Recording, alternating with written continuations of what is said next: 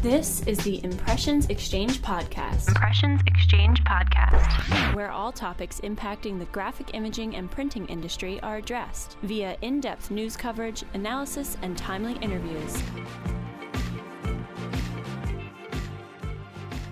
Hi, I'm Denise Gustavson, the Editorial Director for NAPCO Media and the guest host for the special Printing Impressions podcast series in celebration of Women's History Month, highlighting women in the printing industry.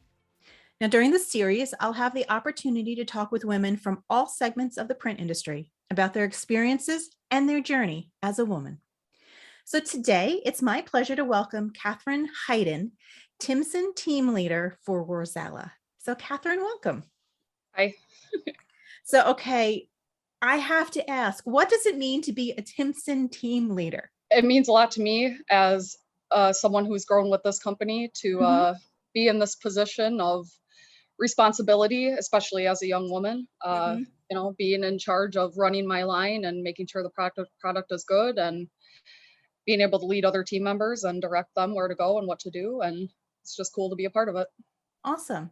So you run you're a team lead, so you're running a line. So can you explain a little bit of like what your role is within the company as a whole? Sure. So I'm a machine operator. The Timson is a web press. So it's rolls of paper that we print our product on, gets through the machine and folded up into sections. And that's basically the end of my responsibility. Then it gets bound into the book later on in finishing. Okay. Just a lot of adjusting our ink densities and, making sure everything is lined up where it needs to be. All right, perfect. So now, how did you get started in printing? And was printing something you've always wanted to do? Or I know that's a tough question. It really wasn't. It wasn't something that was on my radar ever. I'm from Milwaukee, Wisconsin, and I moved up to Stevens Point for college at UWSP, and that ended up not working out. So I dropped out and needed a job. So I started here at Worzalla as a temporary associate in our finishing department in 2013, and just kind of worked my way up from there. So what have you done? I mean, you started as a temporary associate. So how did you get to where you are today? So what other roles have you had within the company at this point? Sure. So like I said, I started as a temporary associate, and from there I got hired on as a full-time helper associate. And then the position title was core crew member, which was on one of our finishing lines, one of the binders, the perfect binders. And I was in charge of running the gather, which is the first part of the binder, and then the palletizer, kind of the end of the production. So that was just kind of an introduction to kind of my first introduction to any kind of machinery, where I kind of learned all of the basics. And I did that for a couple of years. And then I moved on to running a laminator in finishing, which is just laminating the book covers just on sheets, which then get cut down and stuff. And I did that for about 3-4 years. I learned a lot there. I had a woman who trained me and was kind of our lead over there, Laura, who really taught me a lot and has always been a source of encouragement for me in this place. Shout out Laura. And after that, I briefly ran a case maker, also in our finishing department, for about a year. And then last year around March, I believe, April, I decided, we haven't had any women in the press room. It's a higher paying department. It's always kind of bothered me that we've never had any female associates. It's like, all right, why don't, I'm staying here. Obviously, I enjoy this. I like books. I like what I'm doing. I like working with my hands. So I thought, all right, I'll go for it. And I got it. So awesome. Yeah. So, I mean, I couldn't imagine. I mean, for me, I've never run an offset press, so I have no idea what goes into it.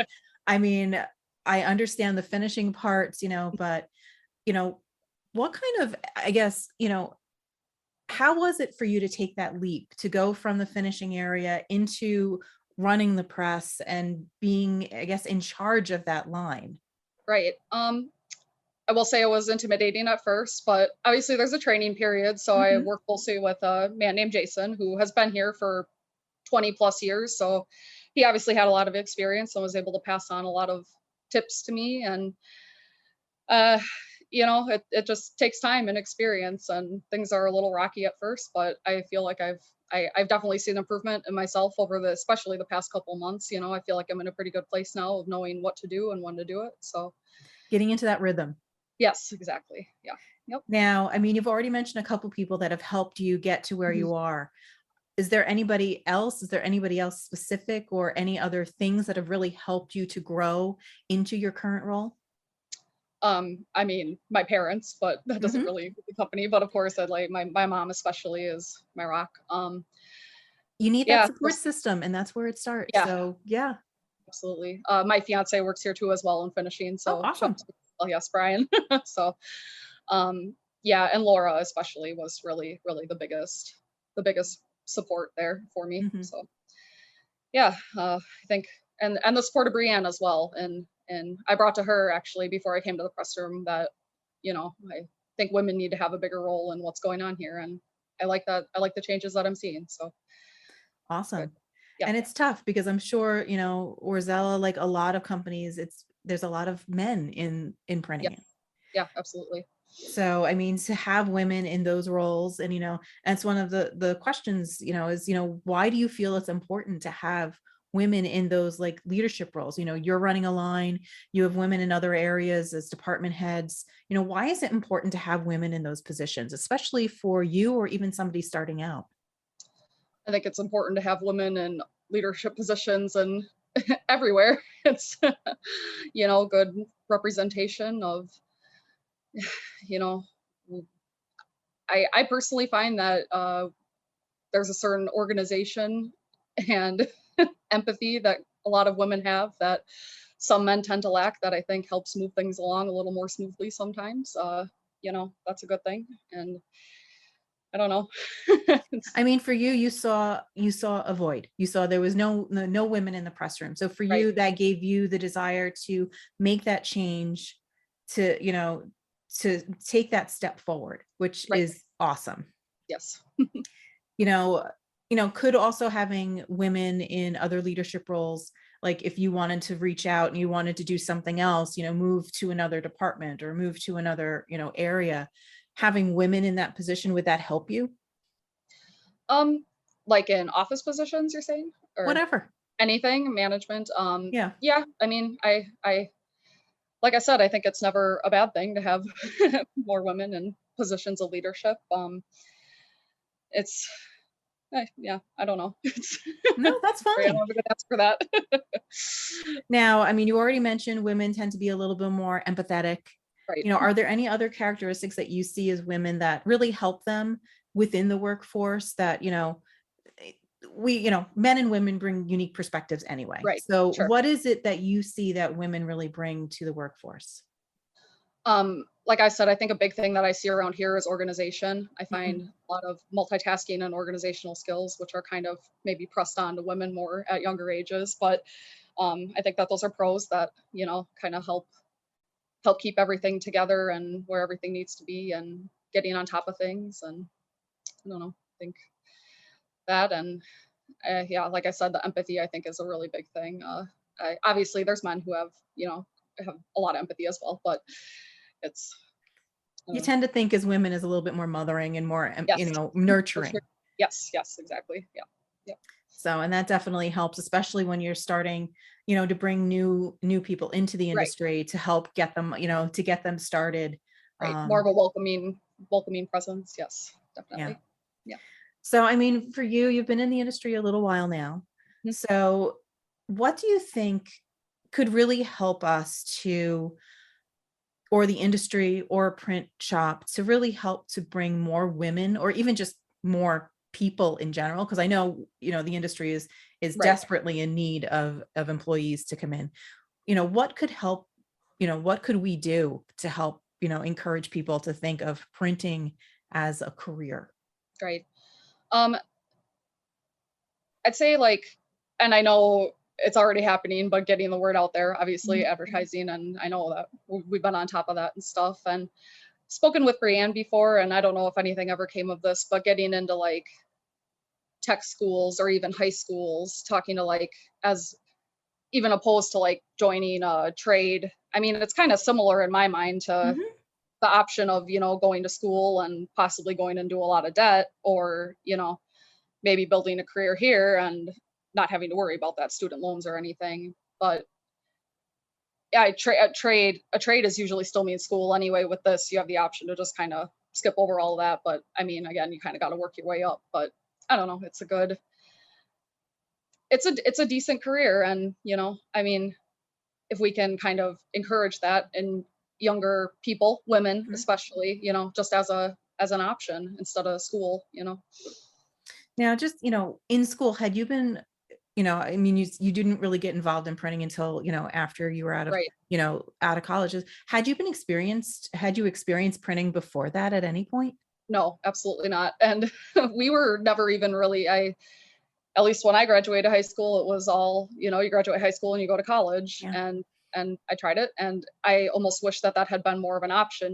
There's these other options for you to look at. So, Yeah, vocational schools, 2 Right. years so you can learn a trade. Yes, I mean, I've heard from a lot of people that sometimes, college is not for everyone. exactly. Yeah, definitely. People like, as you said, you like to work with your hands, you like to Yes. actually create. And so Yes. that doesn't necessarily mean that you need a 4-year degree. Right, exactly. Yeah. But I know for me personally, which I think is kind of interesting, granted, I'm a journalist, I did a 4-year school, Mhm. but in junior high, I learned how to set type and Yeah. work on a 1-color press That's cool. and print. So, I Yeah. mean, we did that as part of our tech. Yeah. We had a required, semester or whatever in a tech. So we learned a lot of that. I learned how to use woodworking materials and, Sure. saws and drills and all that fun stuff. But who knew that, I would end up in printing, but Right. it started that, at least the idea that there was more to it than just the book that you see on the shelf, that, Yeah. what was really behind it, Yes. which I think is just definitely. interesting. It is. It's a cool process, seeing all the way through. Yes. Yes, I think I probably even still have the notepad that I made when, I was in 7th grade. I got to find it somewhere. Now, for young women starting out that are maybe, maybe they don't want to do that 4-year school. Maybe they don't know what they want to do, but they think, well, printing might be for me. What kind of advice would you give somebody that was just starting out? I would say just to not be intimidated by all of the men and the women. Okay. I mean, everybody.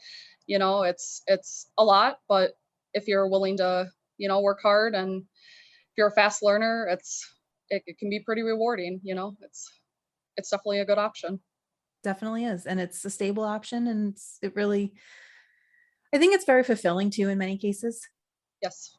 So, all right. Awesome. Well, Katherine, thank you so much for your time today. I really appreciate learning a little bit about you and what you do and your journey in the print industry so far. And I wish that you continued success as you move forward. All right. Thank you so much. Thank you for joining us today for this episode of our special podcast series in celebration of Women's History Month. Be sure to check out the rest of the interviews and stories we'll be highlighting throughout the month of March.